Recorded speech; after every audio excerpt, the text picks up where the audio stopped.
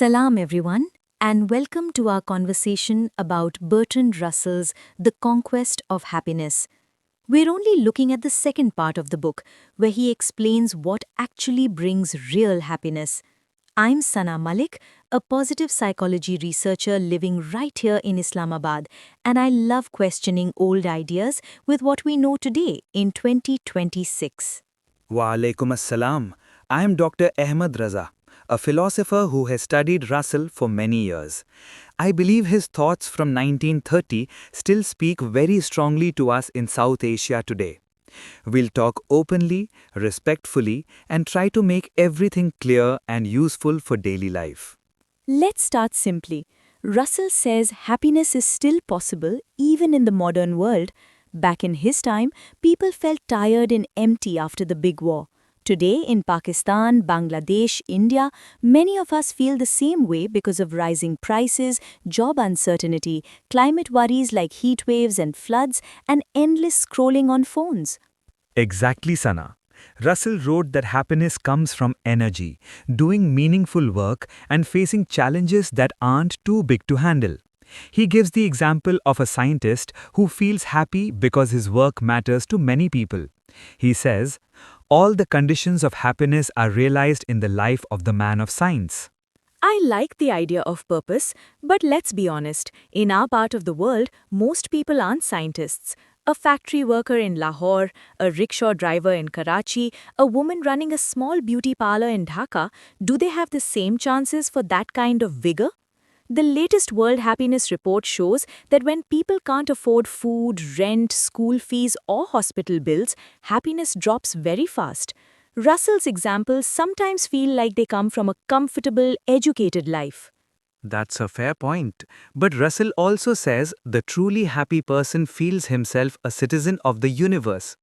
He means when you care about things bigger than just yourself, family, community, even the whole world, you stop being trapped inside your own worries.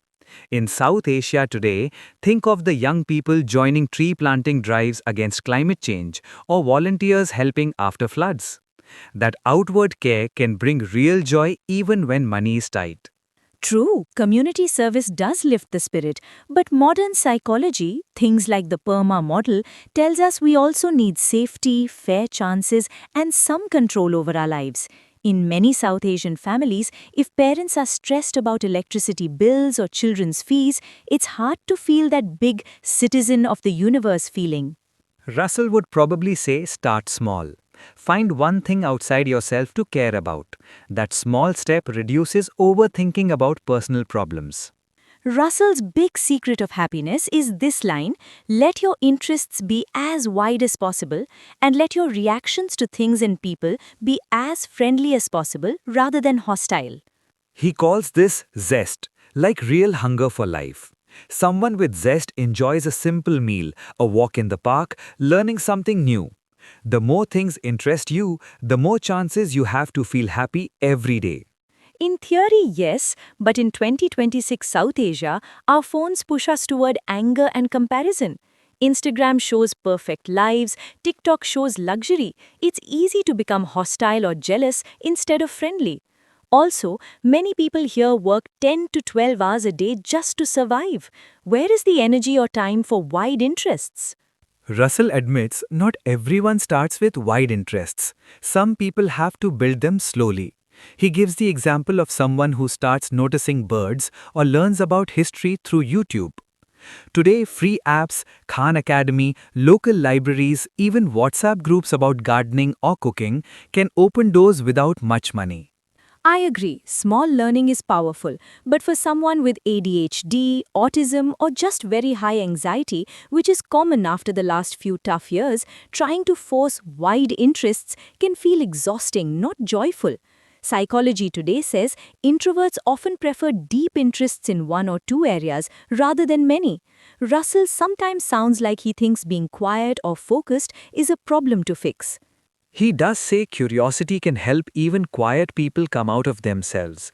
But you're right, we shouldn't push everyone into the same mold. The friendly attitude he talks about is useful everywhere, at home with in-laws, in the office, on the street. A small smile or kind word can change the whole day. Affection, real love and care from others is one of Russell's strongest points. He says when someone truly likes and respects you, you feel brave to try new things. He warns against possessive love that tries to control the other person. In our culture, family is everything. Eid gatherings, weddings, helping each other in hard times. Remote work and better internet means some parents can now spend more real time with kids instead of long commutes. But the reality for many is very tough. Double income parents in cities are exhausted. Single mothers, couples struggling with infertility, young people moving abroad for jobs. Family happiness isn't automatic. Russell doesn't talk much about these pressures. Work for Russell is not just earning money, it's doing something constructive that uses your abilities. Even simple work can feel good if you see it helps others. In South Asia, a lot of jobs are repetitive or insecure. Delivery riders, call center agents, daily laborers. Flow, that feeling of being fully absorbed and enjoying the task, is hard when you're worried about the next payment or if the boss is unfair. Still, many people find pride in honest work. A tailor who makes beautiful shalwar kameez or a teacher who sees a child learn to read, they get that sense of purpose Russell describes. Interests outside yourself, hobbies, causes, learning about the world, help you forget personal worries and feel part of something bigger. Climate groups, charity drives for flood victims, book clubs, cricket fan communities, these give perspective and connection. Russell says they prevent mental tiredness. Time and energy for these things are not equal. A woman working 2 jobs and caring for kids may not have hours for a hobby. That's where society needs to help. Better wages, childcare, mental health support. Russell says try hard for the things you can change and accept calmly the things you cannot. That balance keeps you steady. Good advice, but accept can sometimes stop people from fighting unfair systems like poor education or pollution. We need both effort and smart acceptance.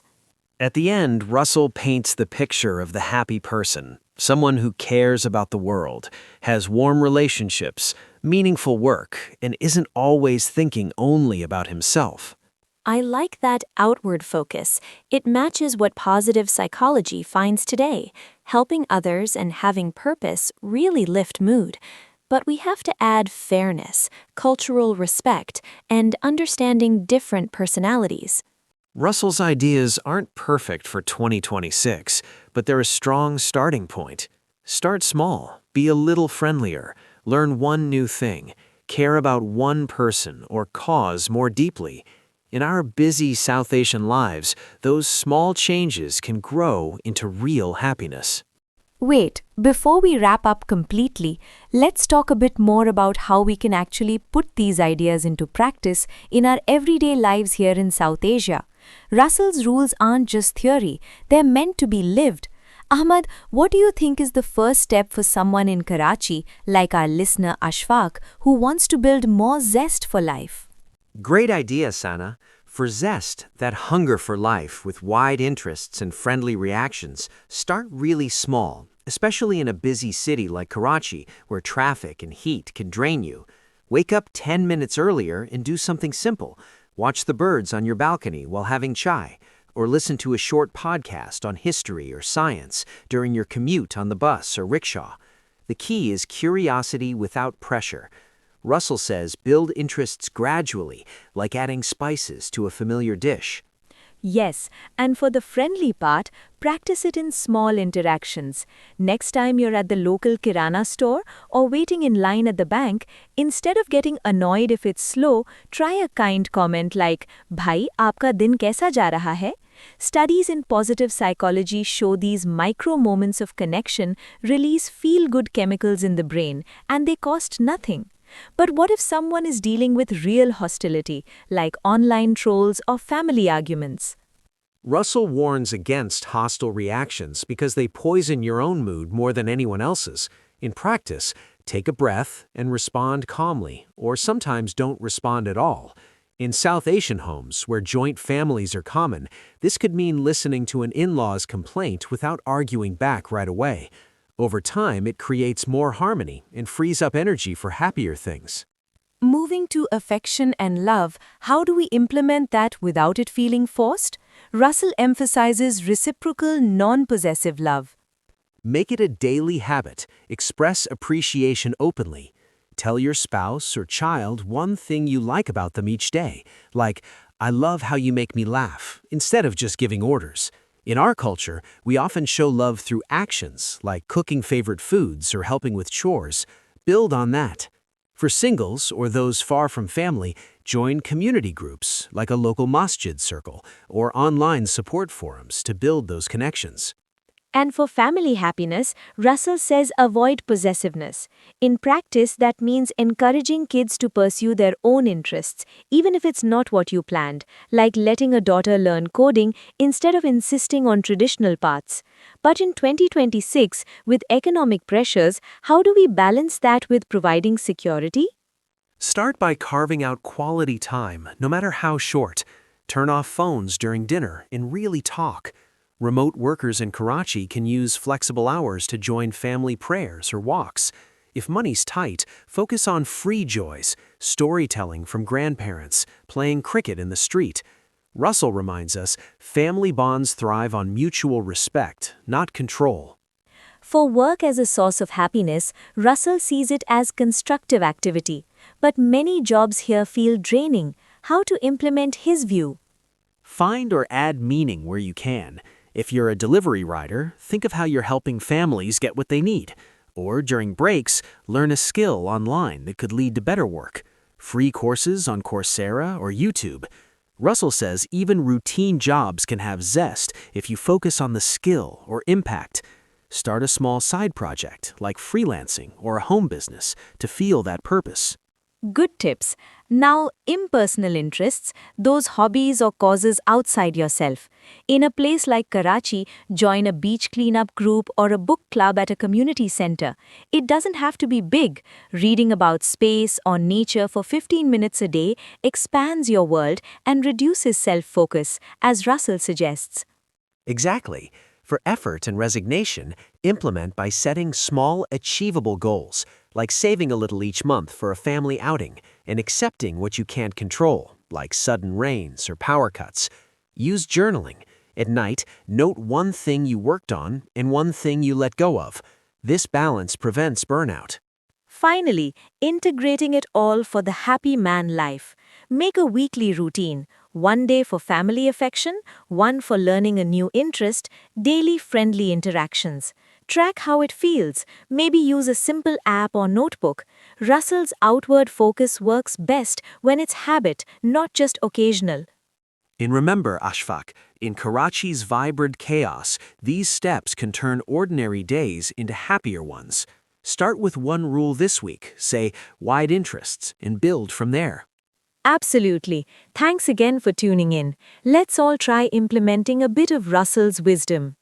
Khuda Hafiz, and may your days be filled with zest.